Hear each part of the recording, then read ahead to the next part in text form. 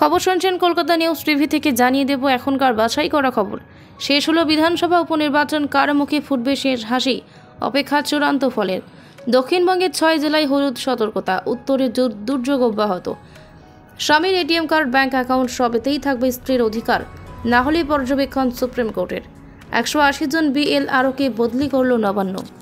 বড় কোনো ঘটনা ছাড়া মোটামুটি শান্তিপূর্ণভাবেই শেষ হলো রাজ্যের 4টি বিধানসভা কেন্দ্রের উপনির্বাচন।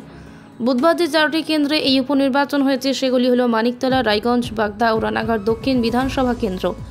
বিকেল 5টা পর্যন্ত ভোটের নিরিখে রায়গঞ্জে ভোট পড়েছে 67.12%, রানাঘাট দক্ষিণ কেন্দ্রে 65.37%, বাগদায় 65.15% এবং মানিকতলায় 51.39%।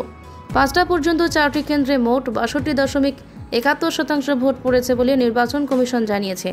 মানিকতলা কেন্দ্রটি তৃণমূল কংগ্রেস বিধায়ক ও মন্ত্রী সাধন পাণ্ডের মৃত্যুর পর দীর্ঘদিন ধরে বিধায়ক শূন্য ছিল। সাধন পাণ্ডে 2011 সাল থেকে টানা 3বার এই কেন্দ্রে তৃণমূল প্রার্থী হিসাবে জয়ী হন। 2021 সালের নভেম্বরে তিনি প্রয়াত হন। এরপর আইনি জটিলতায় এই কেন্দ্রে দীর্ঘদিন ধরেই উপনির্বাচন আটকে ছিল। শেষ পর্যন্ত সুপ্রিম কোর্টে বিষয়টি মীমাংসার পর নির্বাচন কমিশন ভোটের দিন ঘোষণা করে। তৃণমূল এই কেন্দ্রে প্রার্থী করেছে প্রয়াত মন্ত্রীর স্ত্রী সুপ্তি পাণ্ডেকে।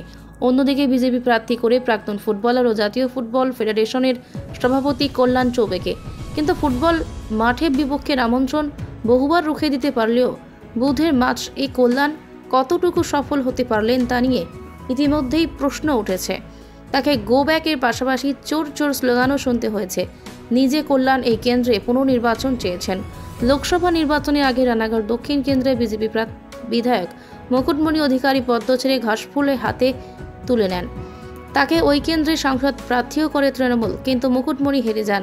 এই উপনির্বাচনেও তিনি রানাঘাট দক্ষিণের তৃণমূলের প্রার্থী। বুধবার এই কেন্দ্রে বিক্ষিপ্ত অশান্তির খবর পাওয়া গিয়েছে। বিজেপির পঞ্চায়েত সদস্য গৌতম বিশ্বাসকে মারধরের অভিযোগ উঠেছে। গৌতমকে হাসপাতালে ভর্তি করা হয়েছে। ঘটনার রিপোর্ট সে পাঠিয়েছে নির্বাচন কমিশন। এদিন বাগদাতেও অশান্তির ঘটনা ঘটেছে। বিজেপি প্রার্থী বিনয় কুমার বিশ্বাসকে ঘিরে উঠেছে স্লোগান। তার গাড়িতেও হামলা হয় বলে অভিযোগ। এই কেন্দ্রে তৃণমূল প্রার্থী রাজ্যসভা সাংসদ মমতাওয়ালা ঠাকুরের কন্যা মধুপর্ণা ঠাকুর। তুলনামূলকভাবে রায়গঞ্জ বিধানসভা কেন্দ্রে সেরকম গোলমালের খবর পাওয়া যায়নি। একমাত্র মানিকতলা বাদে বাকি 3টি কেন্দ্রে গত বিধানসভা নির্বাচনে বিজেপি জয়লাভ করেছিল। ফলে এই উপনির্বাচনে বিজয়লক্ষ্মী 3 পদ্ম শিবির থেকে বেরিয়ে ঘাসফুল শিবিরে আসে কিনা সেদিকেই লক্ষ্য সকলের। সকাল থেকে রোদ ঝলমলে আকাশ, তবে বেলা গড়ালেই আবহাওয়ার পরিবর্তন হবে কলকাতা সহ দক্ষিণবঙ্গে। ভোটের দিন দক্ষিণবঙ্গের জেলায় জেলায় বৃষ্টির পূর্বাভাস রয়েছে। বৃহস্পতিবার থেকে বাড়বে দুর্যোগ, পাশাপাশি উত্তরবঙ্গের চলতি সপ্তাহ জুড়ে ভারী বৃষ্টি চলবে। আলিপুর আবহাওয়া দপ্তর সূত্রে খবর, বুধবার দক্ষিণবঙ্গের 6 জেলায় বজ্রবিদ্যুৎ সহ বৃষ্টির হলুদ সতর্কতা রয়েছে।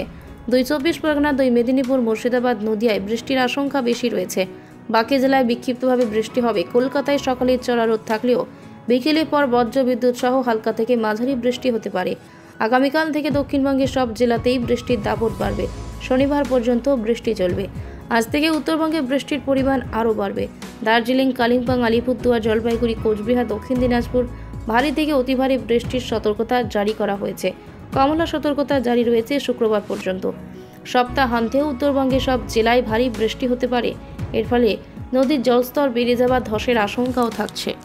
গৃহিণীরা, বিশেষ করে গৃহবধূরা সামলাবেন ঘর সংসার। সামাজিক কাঠামোয় এক চেনা ছবি।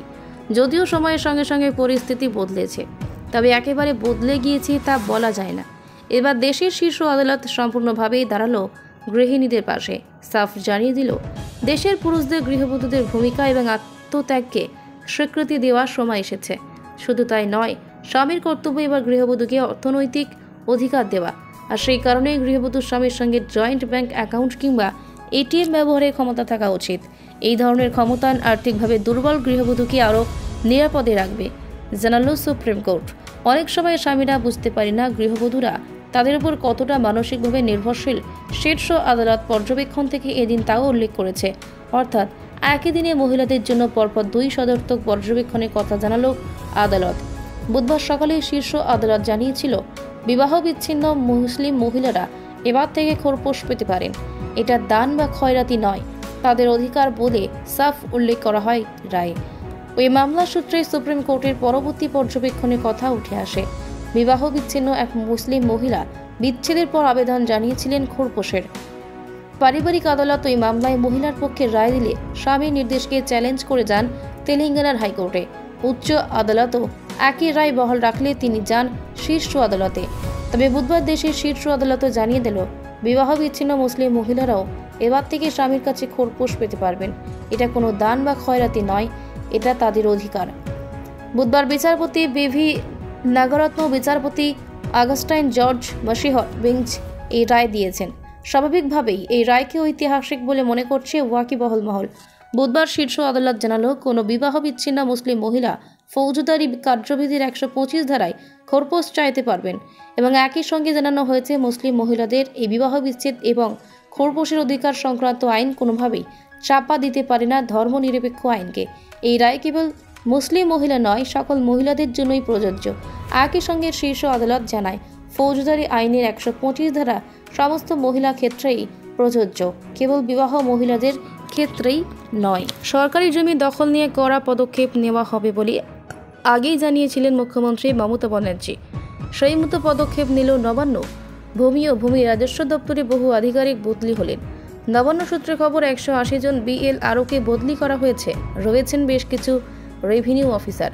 ইতিমধ্যে জেলায় জেলায় বিজ্ঞপ্তি জারি করা হয়েছে। সরকারি জমি দখল হচ্ছে এমন অভিযোগ এসেছিল মুখ্যমন্ত্রীর কাছে। এরপর নবান্নে প্রশাসনিক বৈঠক করেন তিনি। মুখ্যমন্ত্রীর কড়া দাওয়াইয়ের পর আসরে নামেন আধিকারিকেরা। এরপর আরও কড়া পদক্ষেপ নিল নবান্ন। করা হলো বদলি। চলতি মাসের 12 তারিখে রিলিজ লেটার দেওয়া হবে বলে ইতিমধ্যে বিজ্ঞপ্তি জারি হয়েছে।